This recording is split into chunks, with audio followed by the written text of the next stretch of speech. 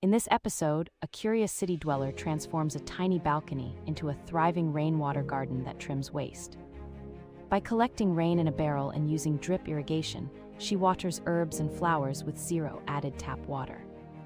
She explains simple swaps like composting kitchen scraps, repairing instead of replacing, and choosing second-hand pots for big savings. Real results show reduced water bills and more vibrant plants, proving sustainable living can fit into any space. Viewers are invited to share their own balcony projects and start small with one easy change this week.